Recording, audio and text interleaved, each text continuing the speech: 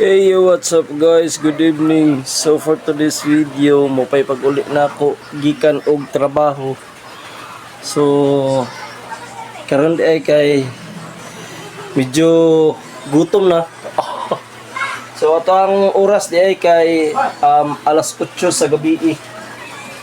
No. So atong oras kay alas 8 sa gabi. So tan-aw na to kung unsay sud-an nato karon. So atong tan-awon kuna ako sa among kusina, among kusina din mga ka-Jason. Oh.